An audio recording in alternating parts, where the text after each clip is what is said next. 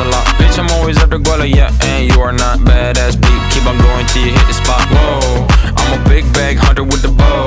She got a big bed, drop it low. Mama called me and she happy with the grow. Never ever fall for a thotty that's a no.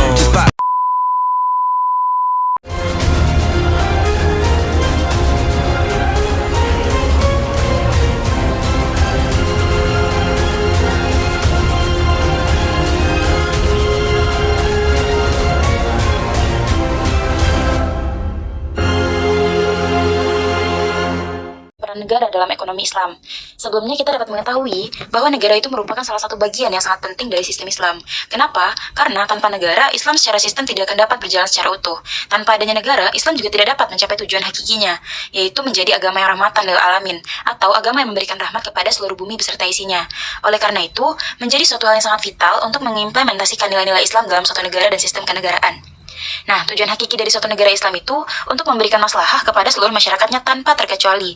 Maslahah ini hendaknya dapat mengantarkan seluruh anggota masyarakatnya kepada kemakmuran di dunia dan di akhirat. Dengan demikian, pemerintah negara Islam harus mengimplementasikan orientasi material dan spiritual. Jika orientasi ini dijalankan, maka negara akan mampu berbuat adil bagi seluruh anggota masyarakat. Negara juga akan mengupayakan untuk menjamin bahwa generasi yang akan datang itu bisa memanfaatkan sumber daya ekonomi yang cukup untuk memenuhi kebutuhan mereka nantinya. Salah satu upaya yang wajib dilakukan oleh negara yaitu dengan jalan riset dan penelitian untuk penemuan dan pengembangan sumber daya ekonomi yang baru dan terbarukan, sehingga negara Islam itu tidak diperkenankan untuk meninggalkan keturunannya dalam keadaan lemah, baik lemah secara ekonomi, agama, ilmu maupun pertahanan. Seperti perintah Allah Subhanahu wa taala dalam Quran surat An-Nisa ayat 9. Yang artinya, dan hendaklah takut kepada Allah, orang-orang yang seandainya meninggalkan di belakang mereka anak-anak yang lemah, yang mereka khawatir terhadap kesejahteraan mereka. Oleh sebab itu, hendaklah mereka bertakwa kepada Allah dan hendaklah mereka mengucapkan perkataan yang benar. Jika sumber daya ekonomi sudah didistribusikan dan dialokasikan secara adil, maka tugas negara selanjutnya adalah menjaga supaya keadaan tersebut dapat berlangsung dalam waktu yang berkelanjutan secara konsisten. Nah, jika hal ini tidak dijalankan, maka akan terbuka peluang terjadi ketidakstabilan perekonomian. Oleh karena itu, untuk menjaga stabilitas ekonomi, negara harus memiliki instrumen yang adil dan tepat sehingga gejolak perekonomian dapat dihindari. Jadi dapat kita simpulkan bahwa sektor publik ini berperan vital dalam perekonomian karena memiliki otoritas untuk mengatur kehidupan berbangsa, keamanan, dan ketertiban dan perekonomian, serta alokasi sumber daya. Selain itu, sektor ini juga menyediakan barang dan layanan publik yang mana terlalu signifikan atau tidak ekonomis bagi sektor swasta. Fungsi negara dalam mengelola sektor ekonomi dan publik, atau fungsi negara dalam ekonomi Islam.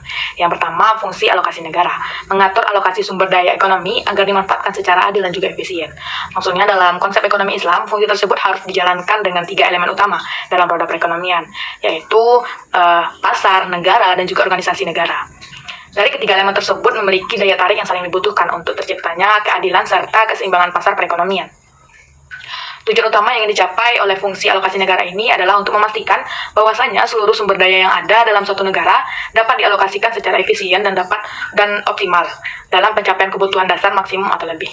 Nah, yang kedua, fungsi distribusi. Negara harus memperhatikan serta memastikan bahwasanya seluruh masyarakat dapat menikmati hasil dari pembangunan.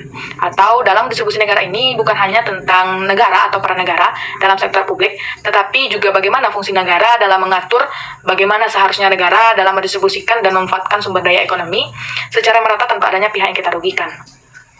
Nah, ada beberapa pilar yang harus diperhatikan negara atau dipenuhi negara dalam menjalankan fungsi distribusinya, yaitu 1. Kekuasaan tertinggi atas kepentingan sosial dibandingkan kepentingan individu.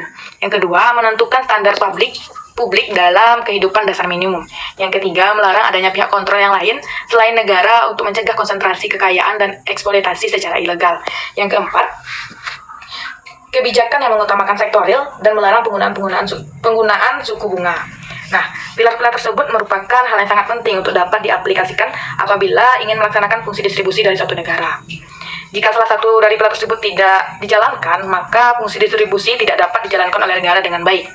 Oleh sebab itu, negara yang telah menjalankan kebijakan sehingga keempat pilar ini telah ada di dalam suatu negara dan juga masyarakat. Nah, yang terakhir yaitu adalah fungsi stabilitas, menciptakan kesejahteraan yang baik dan stabil. Di mana dalam sektor publik stabilitas suatu negara bukan hanya tentang stabilitas ekonomi, tetapi juga terkait dengan stabilitas kehidupan sosial lainnya.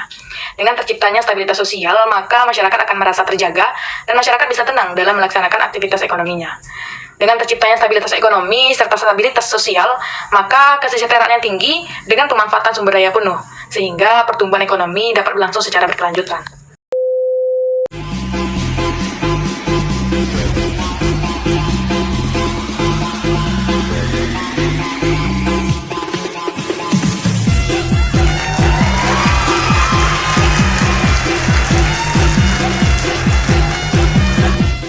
Peran dan fungsi negara dalam mengelola keuangan publik. Nah, pada sistem ekonomi dan negara Islami, maka negara harus mengelola keuangan negara dengan prinsip syariah. Ya, di sini kita keywordsnya itu adalah mengelola keuangan negara dengan prinsip syariah, baik dari sisi penerimaan maupun pengeluarannya. Jadi, antara pengeluaran dan penerimaan itu harus berprinsip syariah. Nah, untuk sisi penerimaan, negara harus mengumpulkan pendapatan negara dari jalan yang sesuai dengan syariat, bukan dari jalan yang tidak sesuai syariat yang seharusnya. Nah, lalu apa saja pendapatan negara atau pengeluaran negara yang sekarang kita bahas pendapatannya itu dari mana saja kalau sesuai dengan syariat. Seperti yang kita ketahui, jikalau dari yang konvensional itu dari pajak, dari bunga, mungkin dari surat utang negara lain atau yang gimana yang lainnya.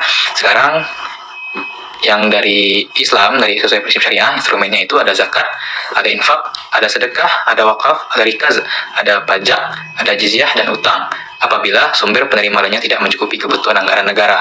Nah, jikalau negara membutuhkan keuangan dari masyarakat, dari publik, nanti negara juga bisa mengeluarkan yang namanya sun, yaitu adalah surat utang negara yang bisa dibeli oleh masyarakat pada umumnya.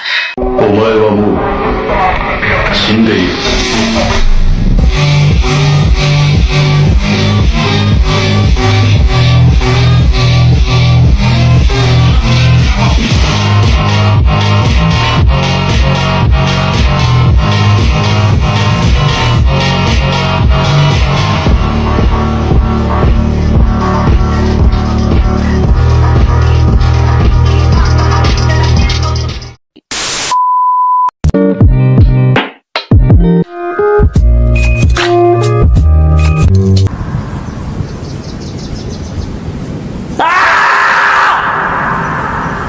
Get 'em